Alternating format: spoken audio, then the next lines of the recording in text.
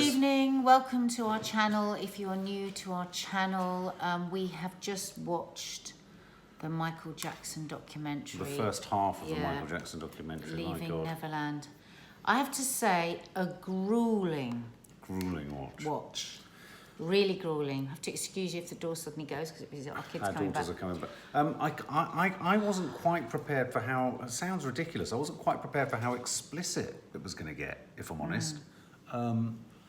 And how detailed and how identical their stories were. And I think the first thing I would say as a documentary filmmaker, often you ask the question, one has to ask the question, is there a need for graphic detail if, this is an ongoing case in the real world? Is there a need for it to be heard within a documentary without it in any way being gratuitous? And I thought that, as has been proven with many other cases of sexual grooming, child abuse, and sexism, and accusations of sexual assault and rape, that it's only by hearing the parallels between similar descriptions that you begin to get a pretty accurate portrait of what was happening, and also a sense of the validity of their claims. And you know what? I felt for the victims. They needed us to hear it. I mean, personally, I believed every single word I heard. Yeah. I didn't know what I was going to think beforehand, but I believed every single word. Did you? Yeah, I did. Because we haven't spoken about it at all. We haven't spoken about it at all. I mean, I hear it said often, and I suppose I have to play devil's advocate and posit that point of view, which is, how can we prove it? Michael Jackson has died. This is the say-so of one of the boys, I forget which one of the two of them, in an earlier court case, when he was much younger, obviously, claimed that nothing had happened, much like Macaulay Culkin and many of the other kids that were in Michael Jackson's sort of entourage also said nothing happened. But interestingly, in those earlier court cases, again, sorry, I forget which one of these two children it is, I think this comes up in the second part of the documentary, many other people who testified to say that they had seen him abused or knew that he had been abused. So I suppose what I'm saying is you can't read as read the testimony of a child way back when, or a young person. No, you can't. I mean, he worked on them very hard, told the same thing to both of them. You'll die, it'll be the end of us, you will both be put in prison. The guilt that they would have felt as well. We know this about kids that are abused. They would have felt enormous guilt. Guilt for... But oh my God, wasn't it just so chilling? You could see how it all happened. The Neverland was just so magical. And I thought, do you know what? My hat goes off to those mothers who were so honest. I don't think I could have been as honest as that, because obviously they were caught up in it and they just believed all of it. And to be able to be that honest and say, basically, God, did I fuck up or what? I think one of the questions I'm already seeing people sort of saying, he did lead a difficult life, Michael Jackson. I do feel sorry for Michael Jackson. Well, I feel sorry for him on one level. Child. But my line on that is often this, is that if he did abuse these children, and it looks like he did, I'd say it looks like he did. Not everyone who is abused goes on to abuse, so it can't be deemed an explanation or justification. We don't know. It was never said that he was sexually abused, though, Michael Jackson, was it? Well, no. He often talked about being very frightened by his father. Oh, his father was a brute. Can I just say the other more overarching thing that this documentary reminded me of, which so too did the Jimmy Savile story. And I think this is why it's good that this documentary's been made. Someone just made a comment there, sorry I've forgotten your name, made a very good point that the director wanted it to be explicit because he wanted people to understand this was adult sex that happened to these children. And only in a sense by graphically detailing it would we get a sense of that. I mean, how those guys went through that for the first time to talk about it. I mean, their lives must be... You know what? The sex, absolutely horrific. But what broke my heart is when I said to you halfway through it, didn't I?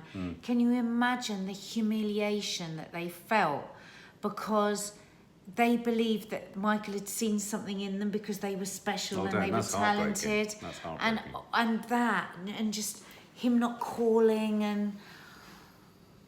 I mean, their lives would have been utterly, utterly ruined. And I thought where the parents were very good in their interviews, they were very candid and not ashamed to reveal the extent to which they let go of their children and describing how they let go of their children and what they felt to be a very safe situation at the time. And it's very easy with the, Mr. Hindsight, Professor Hindsight, to always go, well, I can see how they would have got caught up in that. And also, I think we forget, I do think this documentary, again, like Jimmy Savile, we are societally culpable.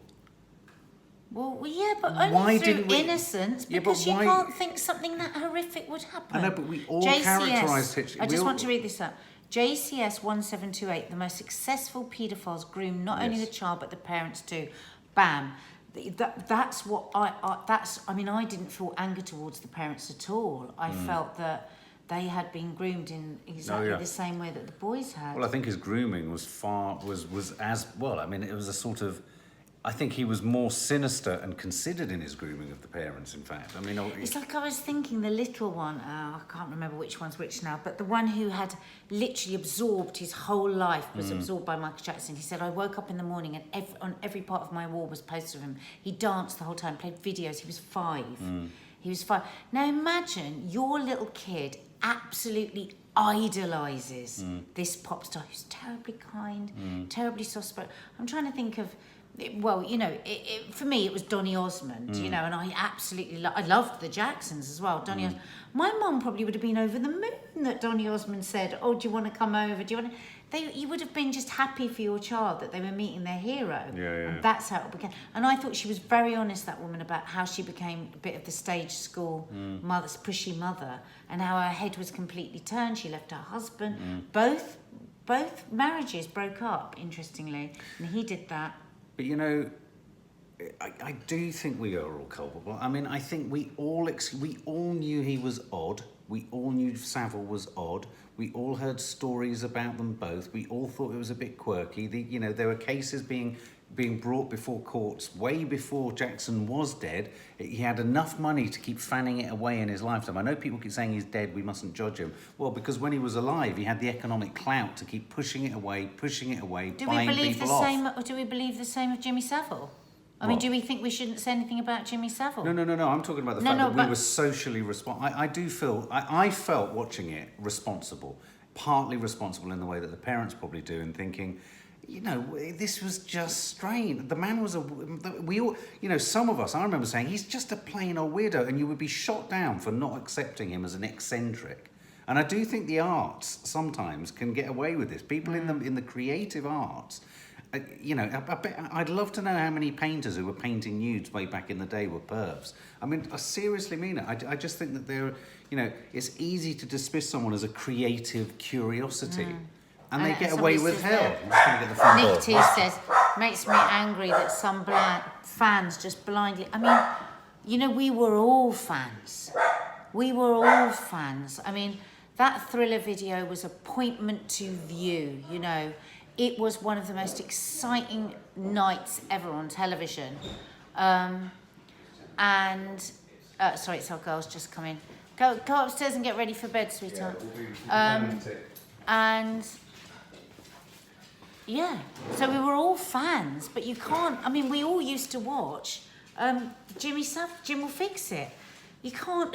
Yeah, but then how do we, after the event, not think that a man who only wore tracksuits because, unfortunately, he was pulling them up and down all the bloody time, sitting children on his lap with a great big cigar with his chest hair in their face, what didn't we get about that guy? Because we had innocence. Well, to be honest with you, I didn't. I thought he was a freak and a weirdo, and in mid-20s. Whenever you said it, people would just go, oh, yeah, well, Amy, I don't think it is only when people have passed away, actually. I don't think that is true. What? Amy's saying, I'm not saying it isn't true, but it's always when they've passed away. I'll agree he never had a normal look. Which also we have to be careful of, don't we? Because you can have that thing where somebody looks like a paedophile, but actually, we have to be really careful with that as well, because some people are a bit odd and a bit unique and a bit weird. So, I thought it was a really well, sensitively made. I thought it was an unsensationalist documentary. We just heard their stories, didn't we? Yeah, and I thought the guys had to have gone through hell to retell them. I think I worry for them that given that there are as many people who are not coming out saying that he's abused them, that they will be, you know, it's easy to say, oh, why are you just saying it? Why? At the end of the day, it depends on what your take is. If you want to just still like Michael Jackson blindly, then you can just ignore this whole thing and just think it's a couple of opportunists. If you want to consider that perhaps we didn't get the whole story and start to look at the evidence, there was the cleaner, wasn't there, that saw a number of boys, some of whom said that they weren't abused but saw it. Yeah. The fact is, you've got kids saying the same, giving the same story. Yeah. I mean, I didn't, and I've got a nose. I didn't doubt a single word they said. My directorial nose. Nothing made me go, oh, hang on a minute. Nothing. And they haven't been paid to do this either. This contribution in this documentary is. Oh my God, when he got that wedding ring out, oh my God. Yeah. He was holding the little the rings. point His hands were shaking when he was holding those rings. It was so upsetting. But here's the point, and here's where mental illness becomes. Someone's just said, he obviously had a mental illness. Michael Jackson did. He absolutely did. And the danger with this is that in his own head, within his head, and from his own POV, he was probably absolutely certain he was doing nothing wrong, that this was an extension of innocent love. But, I don't know. Heather Bryson Banks, I feel really strongly that he did not do it, and it makes a mockery of sincere testimonials. I spoke about it here.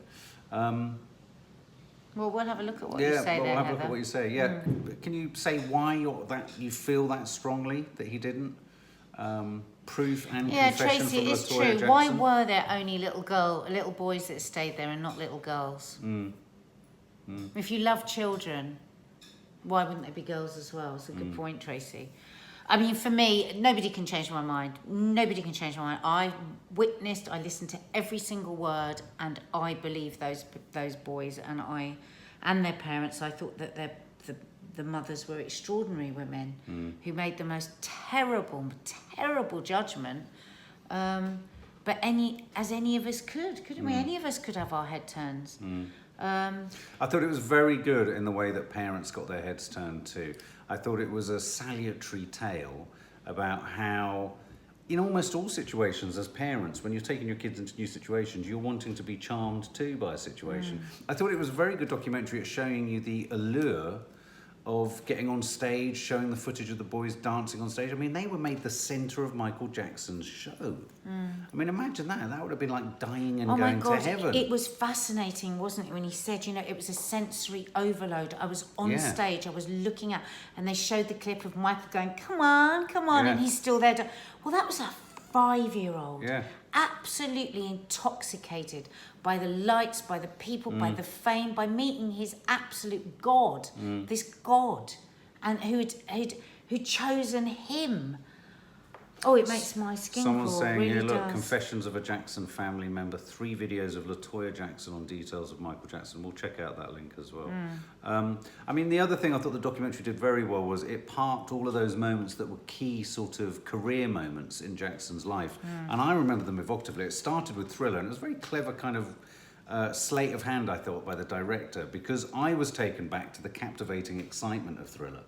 So we were placed in the position of those boys again for a minute. Oh, we were. I was just saying that when you were answering the door. It was appointment to view. And it was appointment to view. And so you were reminded of just how brilliant he was. I mean, nothing we're saying here, or nothing I'm saying, is he was a genius. He was an absolute creative genius. He was just also a creative genius who, by the looks of it, potentially wrecked children's lives in the most awful way possible. This is interesting from Ash78. I'm a 39-year-old man. If I had kids over to stay in my bed, I'd be in prison. There Absolutely. You go. There you go, you see, because it's that star thing, isn't it? Yeah. The idea that a different set of rules can apply because of the celebrity status. Well, thankfully, I think that will change now after... Well, I do think it will change. After Savile and this and Weinstein absolutely. The list goes on and on. But there were some other details that they had there. The Pepsi advert. No, I don't question Wade's credibility at all, Paper Lane. Do you? I mean, I can see how some people might. I didn't question it at all. No, and there comes a sixth sense with some of this stuff. I've interviewed so many people about sensitive subjects over the years. You either have a sort of instinct, and again, your instinct will be different to mine. I'm not saying I'm right, My instinct on their interviews, and I was looking so closely at their eyes. It's not like a lie detector, but I can smell a rat when I'm interviewing someone. I know when there's an insincerity. I know when there's a manufactured line or a storyline that's been trotted. I also can tell when you can't hear the questions in an interview, how the questions have steered the answers, and I didn't feel that the answers were steered. That doesn't mean they weren't potentially lying, but you know, it was for me, it was one of the most if they were performing those interviews, it's one of the most remarkable performances I think I've seen by two men and their families. If they were acting, they do need an Oscar, but I really, really do want to stress that Paper Lane lies. Other people, why would you say that? No, but hang on, but people that didn't believe them, I respect that as well. No. I'm just so I think we curious have to know to respect I know, each other's... absolutely, but just saying lies, I'd like to know why. I mean, I'm interested to know why, because I think a lot of didn't feel people it was loved like. him so much that it's very difficult. It's a grieving. It's terribly. It must be really upsetting if you are still an Uber fan and you have that loyalty to them. You know, fans feel the same loyalty they would to a family member. It's like if you think of somebody in your family that you trust absolutely implicitly, and then somebody accused them of something as horrific as this, you would believe the person that you love dearly, wouldn't you? You would never be able to believe that it would be... Well, you wouldn't to begin with, and then, but if the mounting evidence is stacking up against them, it's one of your worst possible entertained fears, is that someone that you love and you're devoted to, or you believe in, or you know. Was Corey Feldman one? Corey Feldman and the Home Alone kid were not targeted because they were famous. That's probably true too. I've often thought that. You know, let's not forget Macaulay Culkin and Corey Feldman, who I didn't realise Corey Feldman was one of them, but Corey Feldman's talked a lot about the abuse that he experienced as a child. You know, perhaps they were placed, you know, perhaps they were there as perhaps they weren't touched. That doesn't mean other people weren't. Well, we can never know. But, I mean, we have to accept what they've said, which is that they haven't, you know, they haven't been. At minimum, at least, these two men were given career opportunities after the abuse. Unfortunately, for most victims of abuse, they will absolutely nothing but the pain and emotional despair. I don't think nothing makes it okay. No. Nothing makes it okay. If you suffer wrecked lives, wrecked like money and fame and fortune aren't going to do anything, are they? If you've been. Well, I mean, I'm curious to know. I mean, I know this film has been trotting around out on the festival circuit. It's been causing absolute outrage. I mean, there's a very strong reaction against it. I'm fascinated to know what the second half is going to bring tomorrow. I think my sense of things, if I was the documentary filmmaker, is I would be encouraging and lulling us all into this slightly polemical idea of, are they telling the truth? Could they be telling the truth? And I would believe that the second part maybe is going to be them bringing in third party individuals to back up. Cara Blears says, if it wasn't Michael Jackson and you wrote down all the evidence, most people will think it happened. But because Michael Jackson came with the music and the fans, it is doubted. But the plain facts, most people would believe it. Someone's suggesting Corey Feldman did in fact say Michael Jackson showed him inappropriate nude photos of genitals at a young age. Oh, I didn't realise that. Oh, well. So, an incredibly painful watch. Now, we were going to let Maddie and Kiki are fascinated because they love Michael Jackson's music too, and they wanted to watch it, but we've put an absolute kibosh on our youngest watching it. It's that explicit. Natalie says, Nadia and Mark, do you think everyone will get rid of their CDs and DVDs? I don't know. It's going to be interesting, isn't it? I mean, if I was to find a piece of vinyl in there, I would probably park it to the side now. Yeah, if it came up on the radio, what would you think? I would think of those faces. The first thing I will see is stories. the boys that he sadly abused. He did seduce. Good point. The number of red flags is astounding, and that's what it becomes about at the end of the day. How many red flags are there? And a red flag is a warning. How many warnings are cropping up? How many similar red flags are cropping up? Count them up, and you have to make your own judgment. What's your risk appetite? If your risk appetite isn't high like mine, there's enough red flags up already to say that he did it. Apparently the second part, somebody saw there, the second part's even more harrowing. It's going to be a bit odd because we're out tomorrow, aren't we? So I don't quite know how we'll... Well, we'll have it on record. We'll do a... probably do. I have to wonder if Corey Feldman and Macaulay Culkin, Lynn Pierce, were groomed to a point that they actually believed that his abuse was care. Well, obviously we have to legally go with what they say, which is that they weren't abused, but reading some of the directors' interviews, there is, you know, a suggestion of that could be a possibility, but Anyway, thank you for your comments. Keep your comments coming after this, because we'd be fascinated to hear more. And obviously we will try and see it. We might be able to see the second half elsewhere and post a response up beforehand. Okay. I don't know. But let's... God, don't you just feel really sad, awful? really depressing. And you know what? And also for all the people across the world, back and forth, that have been sexually abused, you know, just your heart aches for everyone a bit tonight. Absolutely. Yeah. Thanks, guys. Thanks for joining us. All right, take care.